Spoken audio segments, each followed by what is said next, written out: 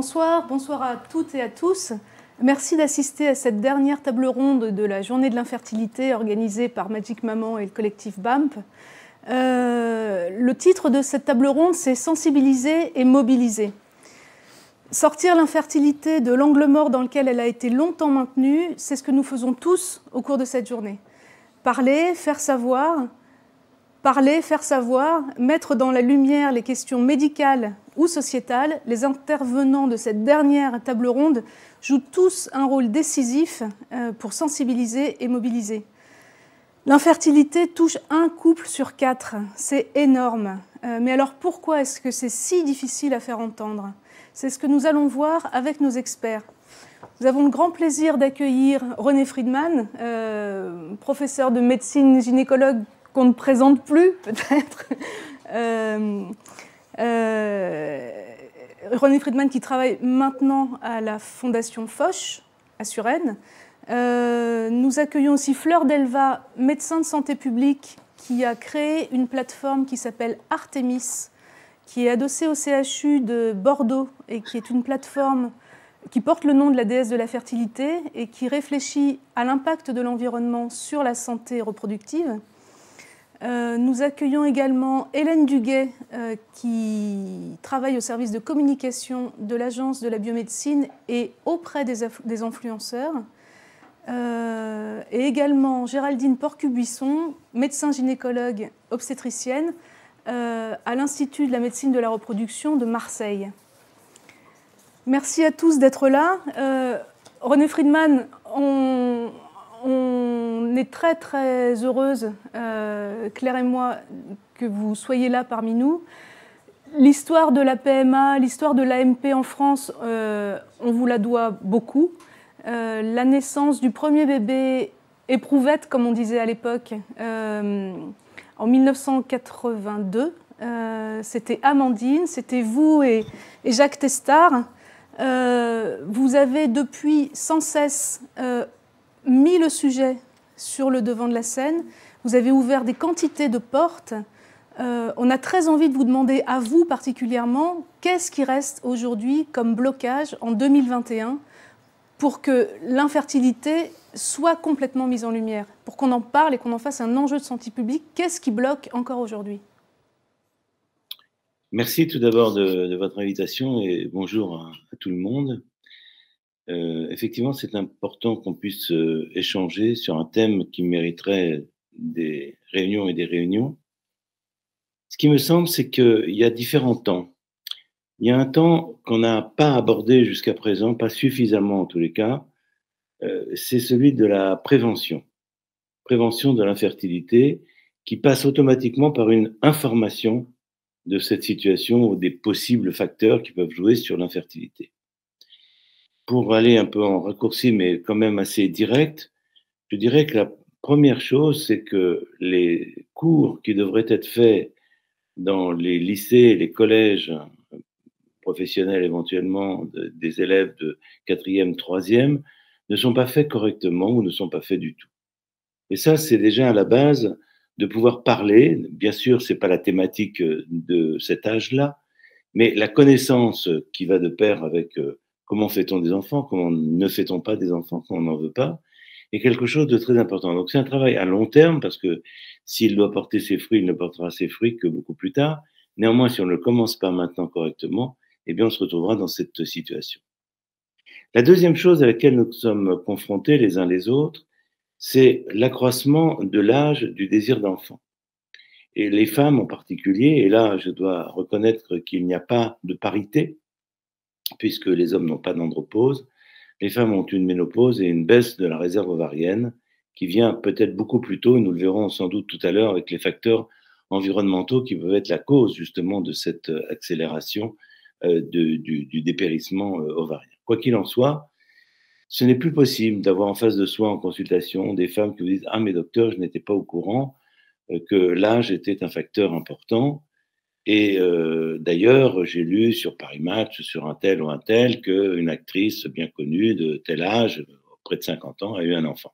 Évidemment, on oublie que c'est du don, on ne le sait pas parce que c'est pas écrit sur le front, mais c'est quand même la réalité. Donc ça, c'est Ça devient intolérable pour des médecins de voir de plus en plus de femmes arriver. Soit elles n'ont pas entendu, ce qu'on peut aussi comprendre, soit elles ne le savent pas réellement. Et cette notion de l'âge relié à l'infertilité mériterait une mesure simple. C'est celle que la sécurité sociale devrait envoyer à toutes les femmes.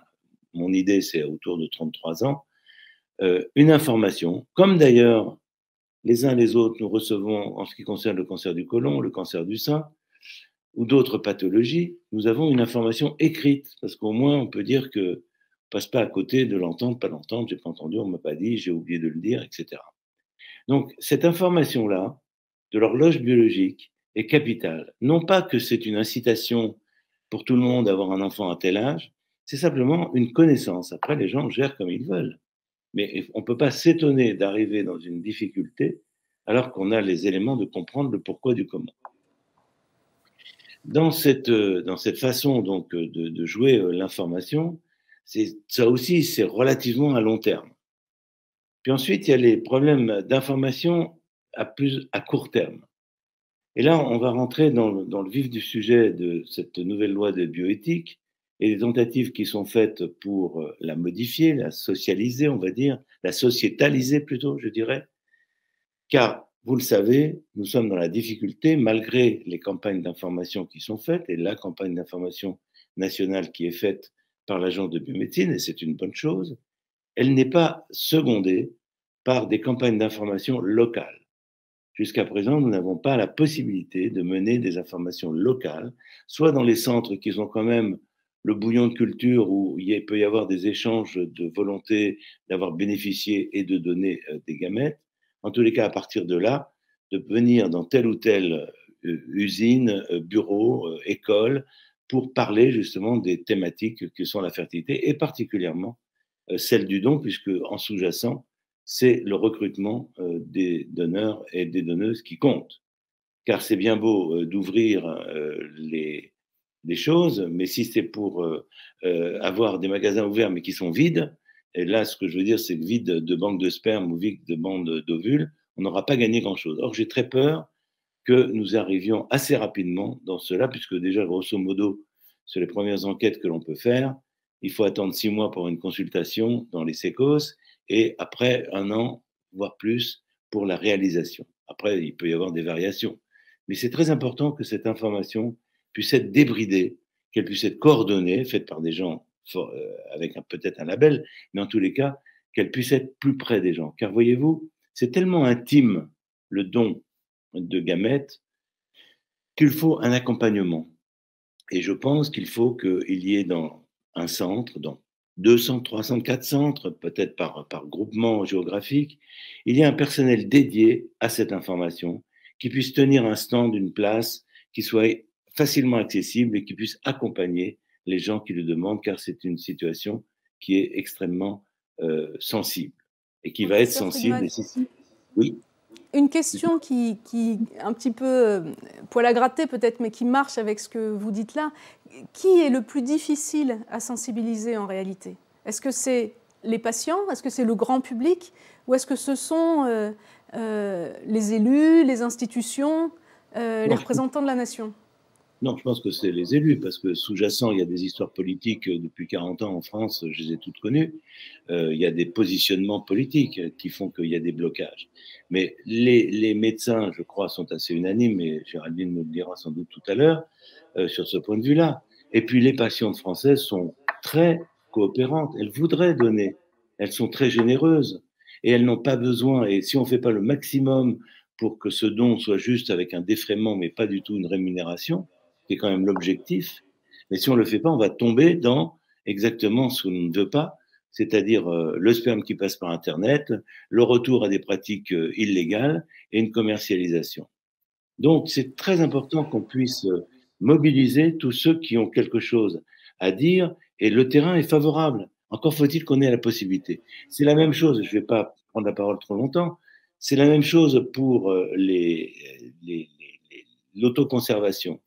L'information de l'autoconservation doit être faite de façon correcte, sans qu'il y ait d'intérêt sous-jacent, mais il faut aussi qu'on puisse offrir il y a trop peu de centres qui ont le label, l'autorisation de conserver des ovocytes. Donc, l'engorgement et le fait que si on n'ouvre pas à plus de sécos, soit plus de centres hospitaliers qui ont une pratique de sécos pour le sperme comme pour l'ovocyte, on n'arrivera pas. On sera dans le mur et dans 6 mois, vous refaites une conférence et vous verrez les résultats objectifs.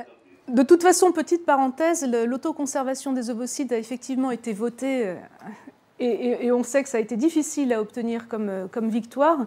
Elle apparaît comme un droit nouveau dans la loi de bioéthique qui a été votée cet été, mais en réalité, il manque encore ce qu'il faut en application concrète pour que cette autoconservation soit effective. Elle ne le sera pas avant 2022. Il faut que les femmes le sachent.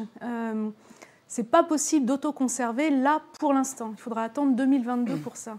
Et même 2022, madame, je pense que si on n'ouvre pas le nombre de centres qui ont les capacités, qui doivent être labellisés, bien entendu, c'est pas n'importe qui, mais il y a beaucoup de centres en France qui ont la capacité, on peut discuter privé-public, mais en tous les cas, il faut ouvrir, il faut qu'il y ait des attestations qui soient données, qui soient beaucoup plus proches des patients. Vous savez ce que ça veut dire une fécondation in vitro. S'il faut faire 200 km pour aller conserver ces ovocytes, ça devient la croix et la bannière. Oui. Merci. Oui.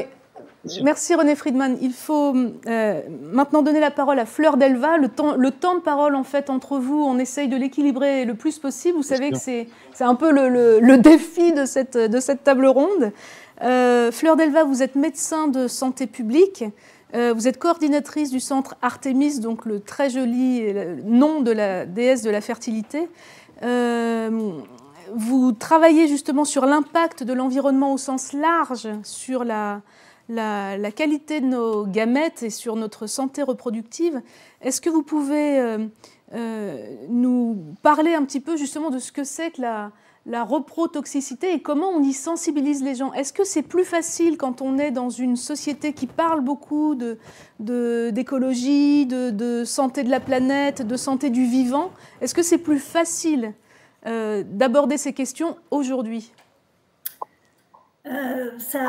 Ça s'améliore, mais ça reste quand même compliqué. Alors, on a mis en place le centre Artémis en 2015 et le centre Artémis, c'est une plateforme de prévention de la santé environnementale pour des patients qui ont des troubles de la reproduction au sens large, c'est-à-dire aussi bien des troubles de la fertilité que des pathologies de grossesse. Et c'est vrai qu'on parle de prévention, parce que c'est très compliqué chez nos patients de faire de l'imputabilité, c'est-à-dire de savoir quelle est la cause, s'il y a des causes environnementales à leur pathologie. Et donc, on va faire de la prévention. Et ce que l'on voit, c'est que dans une médecine qui est vraiment très axée sur le soin, ben, c'est compliqué de faire de la prévention. Et par exemple, pour les patients qui ont des troubles de la fertilité, et donc que l'on voit avant même une grossesse, donc on est au meilleur moment finalement pour faire de la prévention pour une future grossesse. Et ben, ce que l'on voit, c'est que c'est des patients qu'on a du mal à capter et on a du mal aussi à capter les cliniciens pour qu'ils nous adressent des patients. Donc, on arrive, ils sont très intéressés par la question. Donc, ils sont vraiment très partie prenante pour participer. Mais une fois qu'ils ont les patients en face, ils ont du mal à penser à nous adresser les patients parce que on est dans une médecine de soins et que c'est difficile de penser à la prévention qui passe souvent en second. Est-ce que vos recherches, ce que vous mettez en pratique en fait au sein de cette plateforme Artémis qui a essaimé, je crois, qui n'est plus qu'à Bordeaux, peut-être vous pourrez nous préciser combien de villes disposent maintenant d'un centre comme ça. Est-ce qu'il y a une dimension, est-ce que l'anxiété peut être un frein à l'intérêt des patients pour votre matière? C'est-à-dire, est-ce que les gens peuvent se dire on est déjà patient infertile ou on se doute que peut-être on risque d'avoir des soucis d'infertilité, on n'a pas envie en plus d'entendre parler santé reproductive impactée par les perturbateurs endocriniens et tout ce qui peut avoir un effet toxique sur notre reproduction. Alors, pour préciser, on est en effet 5 centres maintenant. Il y a 3 autres centres qui sont en cours de mise en place. Donc, il y a à Marseille, à Créteil, à Rennes et à Paris. Et il y a 3 autres centres en cours de création à Lyon, à Toulouse et à Rouen. Donc ça, c'est vrai que c'est quelque chose qui est pour nous très positif. Au niveau de l'anxiété des patients, c'est une question qu'on s'est vraiment beaucoup posée initialement quand on a mis en place le centre Artemis, et on est plusieurs plateformes à avoir évalué justement si on crée de l'anxiété vis-à-vis de nos patients. Et finalement, le fait de leur apporter de la connaissance sur 85% de nos patients, finalement, ça les rassure et ça leur donne, en fait, ils disent que ça leur donne de quoi avoir des bons comportements vis-à-vis de leur santé et que c'est plutôt rassurant pour eux. On en a toujours quelques-uns qui restent anxieux, mais c'est finalement une minorité, on est sur 10%. Et quand ils sont anxieux, c'est parce qu'on leur donne, ils ont l'impression qu'on fait le constat de leurs expositions, mais qu'on ne leur donne pas les moyens finalement de pouvoir diminuer ces expositions-là. Concrètement, comment ça se passe en fait? Vous recevez les gens, enfin, les médecins vous adressent des patients et vous discutez avec eux de leur mode de vie, de leurs habitudes, de leur consommation. Oui, alors ce qui est quand même pour nous le plus important, parce que c'est là où on a les expositions les plus élevées pour lesquelles le niveau de preuve, c'est-à-dire que les effets sur la santé sont prouvés, c'est les expositions professionnelles. Donc on reçoit le patient, on les interroge sur leurs expositions professionnelles et extra-professionnelles et on leur donne des conseils de prévention selon les expositions que l'on a identifiées. Et toute exposition, en fait, dès qu'on suspecte une exposition, on a un conseil de prévention à leur donner pour limiter ces expositions. Et comment l'information est reçue donc par les patients? Comment vous vous quittez à l'issue de la consultation ou de ce bilan? Alors, on leur donne les conseils en face à face et tous ces conseils sont repris par un compte rendu. Merci. Merci beaucoup. On va maintenant laisser la parole à Hélène Duguet. Donc Hélène, comme le disait Marie-Joëlle, vous travaillez à l'Agence de la biomédecine et c'est une institution donc, qui pilote la communication autour des questions de bioéthique et donc de la PMA. Et donc vous allez nous expliquer comment l'agence a adapté sa communication dans le cadre de la loi de bioéthique votée cet été et qui comporte d'importantes modifications des règles du jeu comme l'accès à la PMA pour toutes les femmes célibataires ou en couple.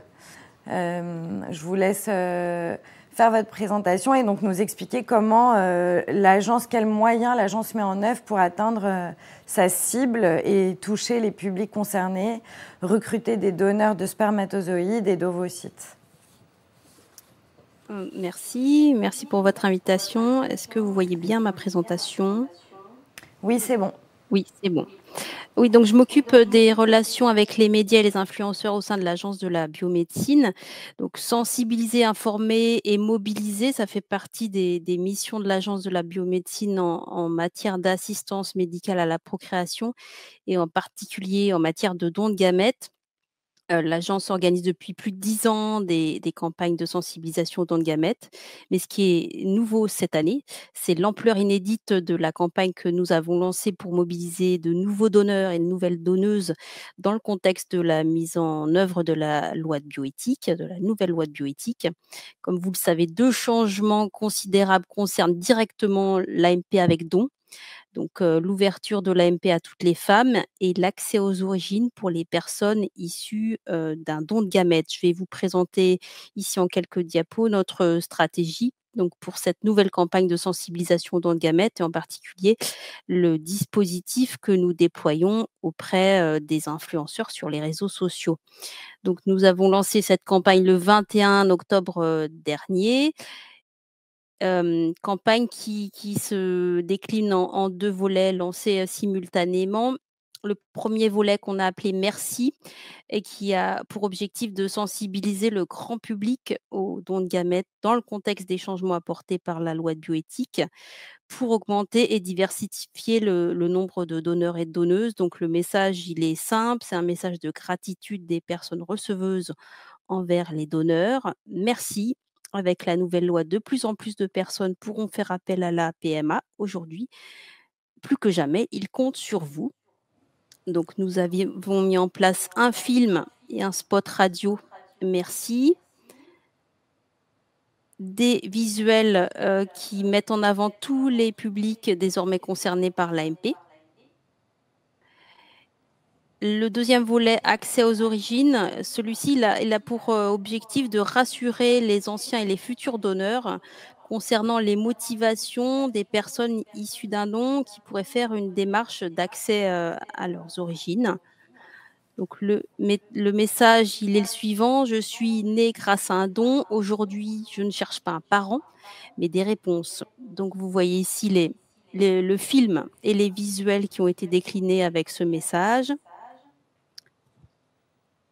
Alors, afin de justement cibler le grand public en âge de donner et les anciens donneurs, cette campagne a été déployée sur toute une série de canaux que vous voyez ici. Donc, au niveau de l'audio avec les radios et les plateformes Spotify et Deezer, les annonces presse en PQR, en presse quotidienne régionale et en presse magazine.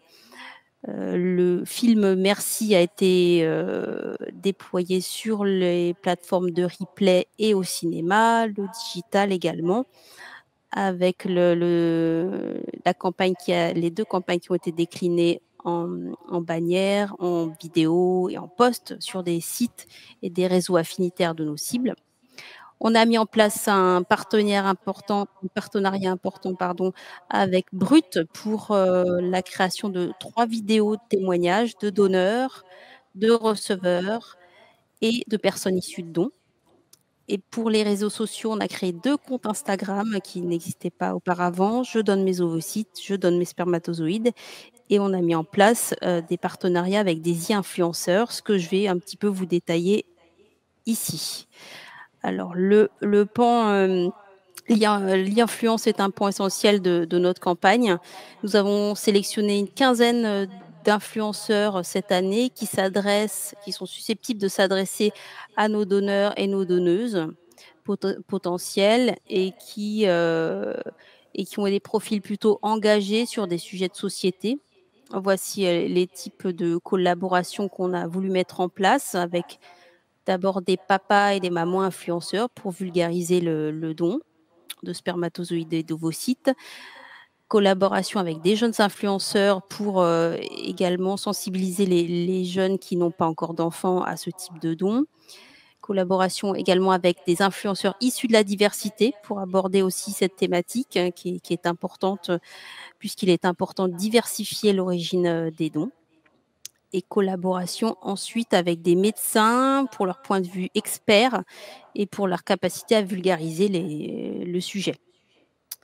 Alors voici un petit peu, les différents partenariats que l'on va mettre en place, qui pour la plupart sont déjà en cours, avec les papas, les mamans, les médecins, les artistes engagés, les journalistes vulgarisateurs et les influenceuses, issues de la diversité. Et voici ici quelques exemples d'activations déjà réalisées avec, des podcasts qui ont été créés avec Histoire de Daron.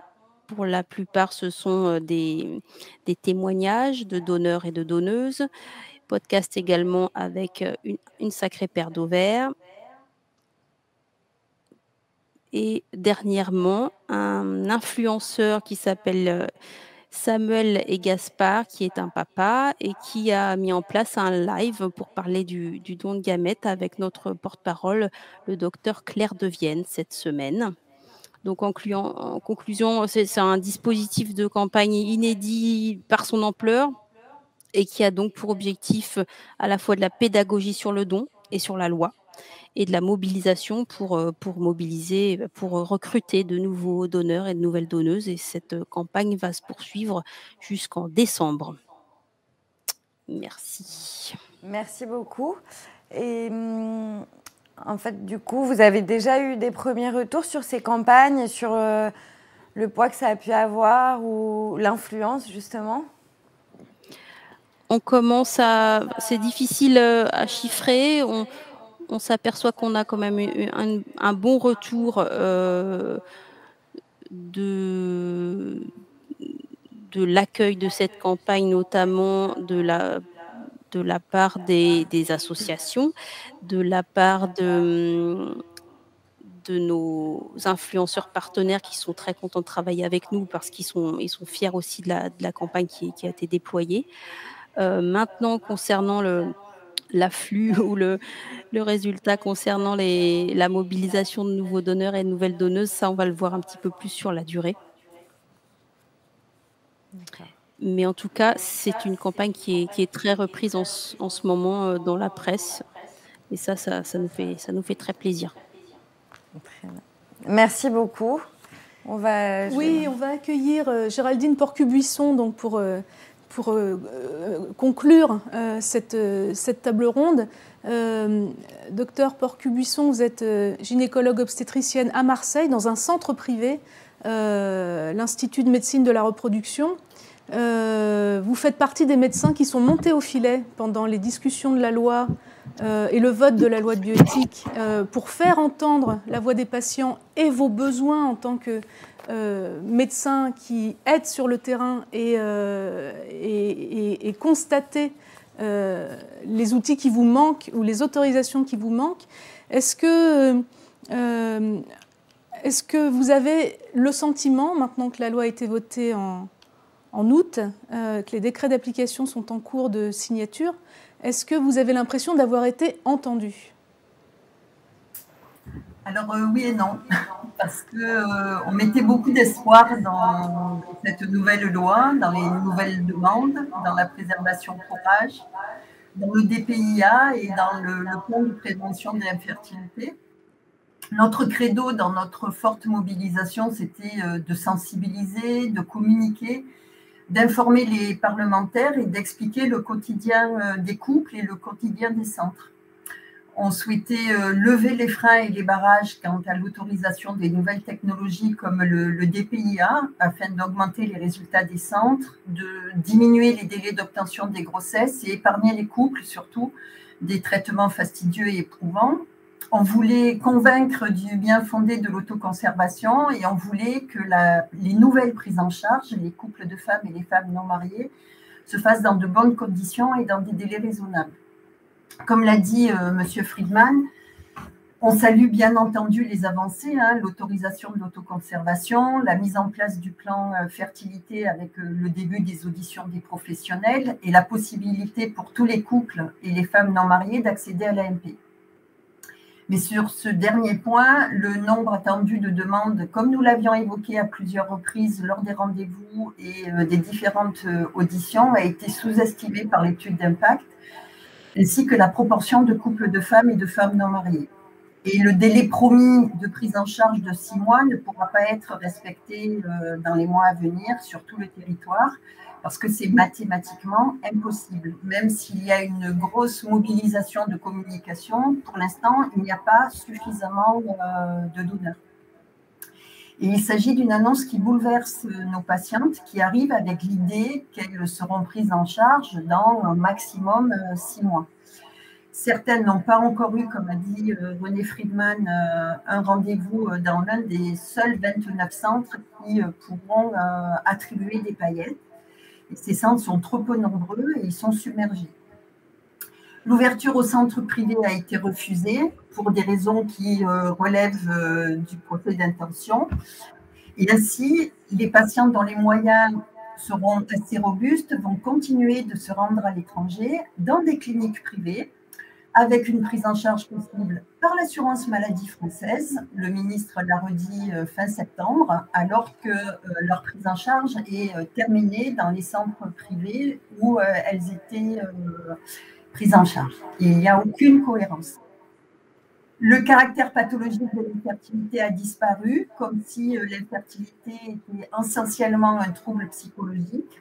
Et pour nombre de praticiens, reconnaître ce caractère pathologique était nécessaire pour les patients pour trouver de la ressource afin d'affronter et de tolérer les traitements et amorcer une résilience. Et de surcroît, dans les nouvelles demandes, ce caractère pathologique va forcément émerger. On se pose aussi la question de savoir pourquoi le DPIA est toujours interdit en France, malgré toutes les interventions des experts auprès des parlementaires. On va continuer à transférer et à préserver des embryons qui ont un potentiel implantatoire quasi nul, compte tenu de leur formule chromosomique. Et il ne s'agit pas d'eugénisme parce que les embryons dont nous parlons actuellement sont incapables de s'implanter. Donc, on est loin de modifier une population avec la recherche d'aneuploïdies et ces embryons. Ce sont des embryons qui ne pourront pas se développer de toute façon. Ça donne des fausses couches rapidement. Ouais. En aucune façon. Donc, nous sommes très en retard. Nous allons le rester, j'espère, uniquement jusqu'à la prochaine loi. Et bien entendu, des couples de femmes, des couples hétérosexuels et des femmes non mariées qui auront les moyens pourront continuer d'aller à l'étranger pour bénéficier de ces nouvelles technologies. Le dernier point que je voudrais évoquer, c'est le permis de procréer qui a été donné par le décret qui est sorti le 29 septembre en fonction de l'âge à certains couples qui ont des difficultés à concevoir, alors que les couples qui n'ont aucune difficulté à concevoir n'ont pas ce permis-là. Donc, les bornes d'âge pouvaient être présentes pour encadrer la préservation sociétale, mais à mon sens, il fallait laisser aux professionnels la décision concernant les autres prises en charge. Et il faut savoir que quotidiennement, on annonce à des couples l'arrêt de leur projet, alors que pour certains, ils ont encore des embryons préservés. Donc, il faut continuer de sensibiliser, il faut continuer de communiquer, il faut continuer d'informer le public, les parlementaires. Et on compte beaucoup sur le rapport et sur son indépendance sur l'application de cette loi pour, bien sûr, préparer la nouvelle, mais pour essayer aussi d'avoir des amendements qui nous permettrait de l'appliquer dans de meilleures conditions. On va y revenir ultérieurement. Deux questions quand même.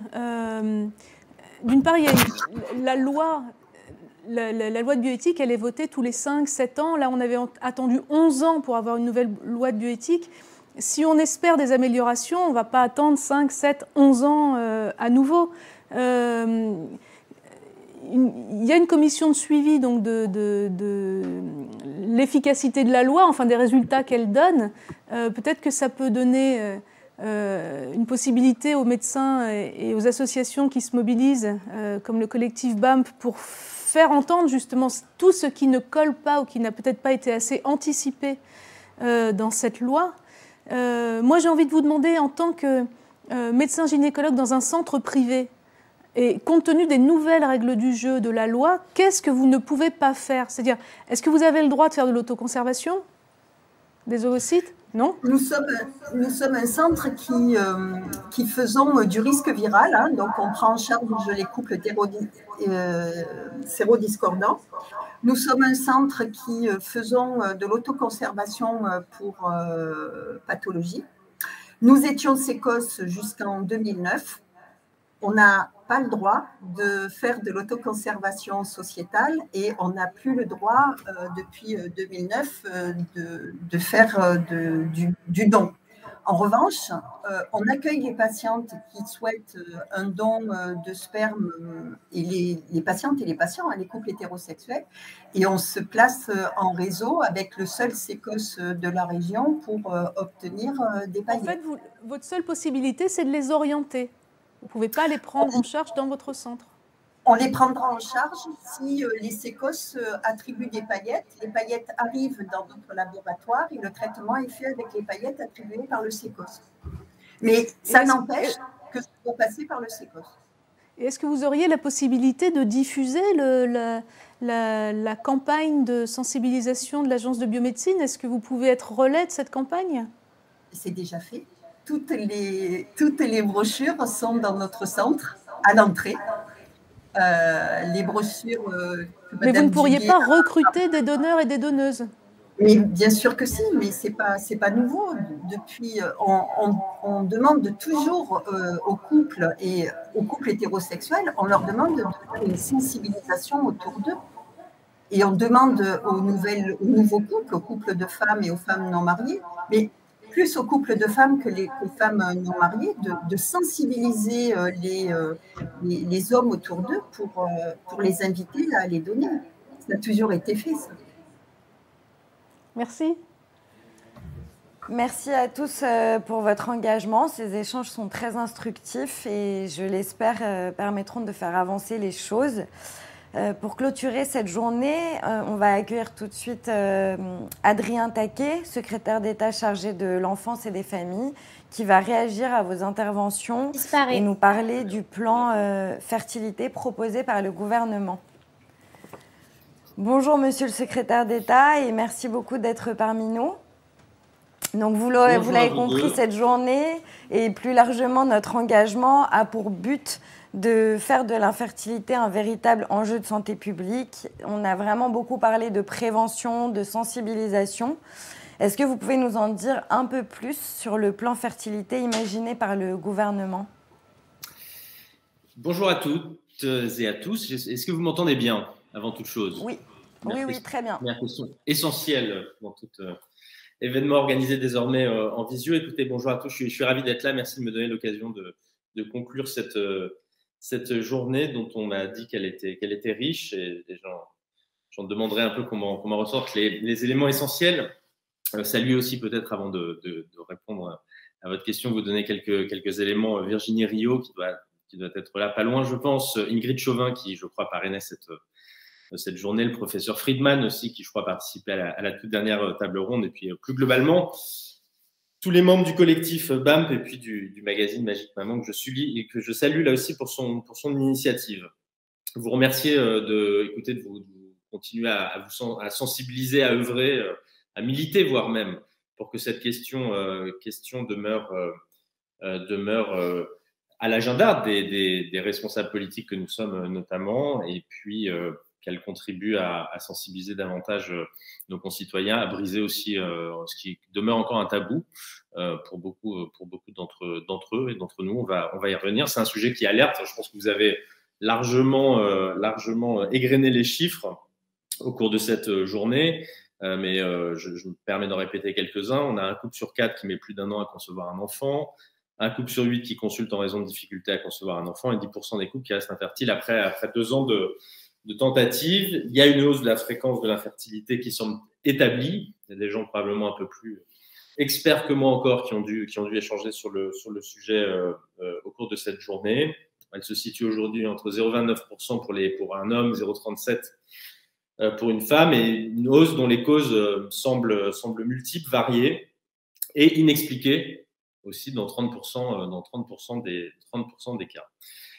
C'est un constat qui peut permettre, et des chiffres peuvent paraître un peu alarmistes, qui nous interpellent, vous interpellent, nous interpellent, et qui donc effectivement, comme vous l'évoquiez, exigent que nous menions une action un peu plus résolue encore, et c'est ce que nous avons décidé de faire. Alors, si vous me permettez peut-être revenir très brièvement sur quand même des avancées qui ont eu cours dans le cadre des lois dites bioéthiques, du 2 août 2021, puisqu'on a avancé considérablement, je pense, sur un certain nombre de points, notamment sur 2 d'entre eux, que sont évidemment l'ouverture de droits nouveaux en termes d'AMP pour les couples de femmes et des femmes seules, et puis aussi l'autorisation de la préservation de la fertilité pour des raisons non médicales, avec la conservation des gamètes, qu'il s'agisse d'ovocytes ou de spermatozoïdes. Et c'est des acquis majeurs, me semble-t-il, qui va probablement modifier la posture de notre société sur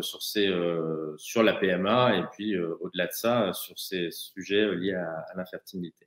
Et c'est dans la continuité de cette loi, c'est pour ça que je me permettais de l'évoquer, qu'Olivier Véran a annoncé, donc le ministre des Solidarités et de la Santé, le 14 septembre dernier, de mémoire, 2 choses. D'une part, un soutien financier pour les centres d'AMP de 8 millions d'euros, et puis la création d'un comité de suivi national qui est piloté par l'agence de biomédecine. Je crois qu'il y avait une représentante de l'agence de biomédecine qui intervenait là aussi sur la toute dernière table ronde, qui a notamment mené une campagne récemment en faveur du don. Et donc ce comité qui va associer des acteurs du soin, des sociétés savantes, mais aussi de la société civile, évidemment, pour suivre précisément les indicateurs de fonctionnement de ces centres d'AMP. Nous sommes évidemment engagés là-dessus. Vous dire aussi en matière de prévention peut-être 2-3 choses que nous faisons, et notamment à l'égard de tout ce qui a trait aux substances chimiques et aux perturbateurs endocriniens. J'imagine que ce sont des choses qui ont été évoquées aussi au cours de cette journée, puisque là aussi les experts, les scientifiques estiment que ces perturbateurs endocriniens qui sont omniprésents, on le sait, dans notre environnement, constituent un des facteurs de risque d'aggravation, pas le seul, mais en tout cas un des facteurs de la hausse de l'infertilité constatée chez nos concitoyens. Alors on met en place, dans le cadre d'autres politiques, un certain nombre d'outils, enfin, ou en tout cas on prend bien en considération ces aspects-là. Je pense notamment à toute la politique publique qu'on mène autour des 1000 premiers jours, dont vous avez entendu parler, je l'espère. Et avec un certain nombre d'outils, je pense au site internet 1000-premiers-jours.fr qui est développé par Santé publique France. Il y a une super application aussi sur les 1000 premiers jours, où il y a un certain nombre d'informations sur les 1000 premiers jours, mais aussi sur ces aspects-là, sur les perturbateurs endocriniens, pour que les parents aient des repères clairs et les bons comportements à adopter pour justement éviter que ces substances chimiques nocives viennent perturber notre quotidien et celui de nos enfants. Il y a aussi sachez qu'il y a aussi Santé publique France qui développe un programme de surveillance épidémiologique et d'analyse d'indicateurs de santé reproductive, ce qui nous permet d'en savoir un peu davantage, de suivre plus précisément tous les facteurs de risque d'infertilité. Et puis, il y a une stratégie nationale sur les perturbateurs endocriniens aussi qui existe, qui promet le développement notamment de la formation des professionnels de santé sur les risques chimiques. Voilà. Alors, pour autant, il y a plein d'autres sujets qui demeurent, évidemment. J'en arrive peut-être plus précisément à la question que vous posiez. Il y a la question de l'éducation des jeunes à ces questions-là. À la question de la fertilité, de l'infertilité, qui nous paraît aujourd'hui insuffisante. Et donc, c'est tout l'enjeu, notamment, de ces fameux cours d'éducation à la sexualité, vous savez, qui sont censés être obligatoires pour tous les enfants en primaire et au collège, qui sont censés aborder beaucoup de sujets qui ont trait à la sexualité, à la santé reproductive, etc. Mais aussi à ces questions-là. Et il y a une instruction qui a été donnée récemment avec Jean-Michel Blanquer et nous-mêmes à l'ensemble des recteurs pour que ces cours d'éducation à la sexualité, avec le contenu qu'ils comportent, soient véritablement effectifs, ce qui n'était pas le cas encore jusqu'à présent. Il y a tout ce qui est globalement sensibilisation du grand public, et la journée que vous organisez aujourd'hui y contribue, parce que c'était un sujet, j'ai évoqué le mot tout à l'heure, qui est encore largement tabou, je pense, voilà, alors que c'est des choses dont il nous faut savoir parler aisément, tranquillement, pour pouvoir ensemble trouver les solutions et accompagner les personnes qui rencontrent des difficultés. On le sait, nos modes de vie actuels sont aussi des facteurs qui peuvent être aggravants. Je pense à la question du tabac, de l'alcool. Donc, il faut continuer à mener des politiques volontaristes en la matière. Et puis, il y a toute la question de la recherche, évidemment. La recherche scientifique, je pense que ça a été aussi beaucoup abordé, j'imagine, pendant vos tables rondes, qui aujourd'hui est insuffisamment soutenue. Voilà, c'est surtout ça. Il y a très peu d'appels à projets qui portent sur ces questions-là, ce dont le professeur Samir Hamama a souvent tendance à rappeler et à redire. Et donc, c'est la raison pour laquelle, vous le savez, on a organisé pendant la conférence des familles qui s'est tenue le 5 et 6 octobre dernier, de mémoire, on a une séquence consacrée à la question de l'infertilité, justement. René Friedman, d'ailleurs, avait participé, Samir Hamama également, et Salomé Berliou, qui a écrit, qui a raconté un peu son parcours, le parcours auquel elle a été confrontée, l'accompagnement ou l'absence d'accompagnement, la perception justement que les professionnels de santé, mais aussi plus globalement la société dans son ensemble, voilà ce à quoi elle s'était confrontée face à cette difficulté-là. Et donc c'est la raison pour laquelle on a confié avec Olivier Véran une mission à Salomé Berliou et à Samir Hamama, et puis René Friedman ne sera pas trop loin, je pense, pour justement travailler à ce plan national. L'idée, c'est déjà d'avoir un bilan complet de la situation de la fertilité des femmes et des hommes de notre pays, et puis d'établir des propositions concrètes pour essayer de remédier aux causes d'infertilité. On a en gros un triptyque qui tourne autour de l'information, de la sensibilisation et de la recherche, et on leur a demandé de nous faire leurs préconisations d'ici à la fin de l'année. Voilà, donc d'ici 2 mois en gros. Et partant de là, effectivement, un plan très concret sera déployé dans la foulée sur la base des recommandations qu'ils auront pu des constats qu'ils auront pu établir ou affiner et des recommandations qu'ils auront pu formuler. Voilà un petit peu ce que nous avons fait, ce qu'il reste à faire selon nous et la méthode que nous avons initiée pour pouvoir avancer. Merci beaucoup. On s'était croisés il y a quelques années lors d'une table ronde au début des 1000 jours et vous en souvenez peut-être pas, mais je m'étais un petit peu inquiété du fait que vous fassiez démarrer les 1000 jours une fois l'embryon à l'intérieur. Et comme n'importe quel long voyage, un long voyage se prépare. Et là, je suis ravi que vous soyez là aujourd'hui dans cette journée sur l'infertilité, parce que finalement, entre l'infertilité et la conception, il y a toute cette partie prévention qu'il va falloir faire. Et je pense que si on pouvait rajouter aux 1000 jours, je ne sais pas, les 1050 jours ou les 1030 jours ou les 1060 jours, et en particulier remettre la consultation pré-conceptionnelle. Vous connaissez mon attachement à la prévention du SPINA par l'acide folique, puisqu'il y a une journée il y a quelques semaines là-dessus. Et je pense que dans ces 1000 jours, il y a une petite étape qu'il va falloir rajouter, qui est la préconception. Voilà, c'est vraiment pour moi la chose la plus importante. Si on veut que les 1000 jours se passent bien, si les 30 jours ou les 60 jours avant les 1000 jours se sont bien passés, parce que l'embryon, il va quand même se former dans les 60 premiers jours, et faire démarrer les 1000 jours au 60e jour, ça me semblait être un petit gap. Voilà. Votre engagement maintenant aujourd'hui, et je vous en remercie officiellement, en termes d'infertilité, de prise en charge et justement de ce côté préventif, va faire que du coup, on va pouvoir faire un pont entre l'avant et l'après. Merci beaucoup, Monsieur le Secrétaire d'État.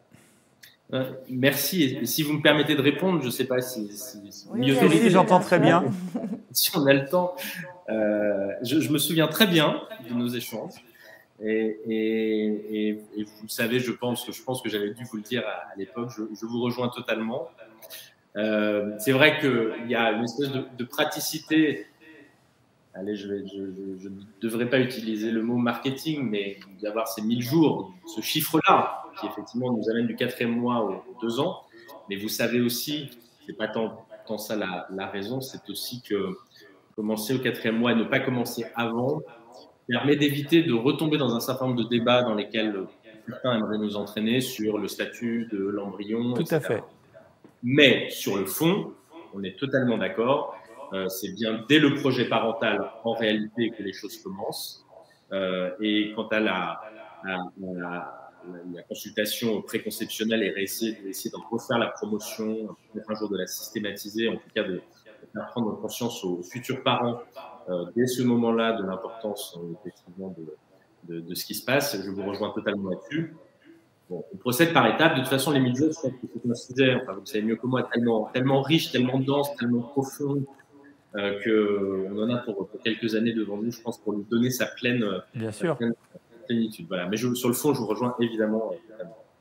Et je vous en remercie. Merci à vous, en tout cas. Merci beaucoup pour votre intervention et d'avoir pris le temps d'être parmi nous. On a hâte d'en savoir plus concrètement sur ce plan et on le suivra avec attention. Donc, merci beaucoup. Merci à tous d'avoir suivi cette 8e édition de la Journée de l'infertilité.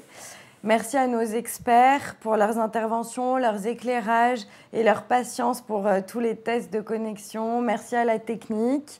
Tout s'est bien passé. Merci encore à l'association BAMP qui a fait un travail formidable d'accompagnement et qui continue à le faire avec les couples dans toute la France.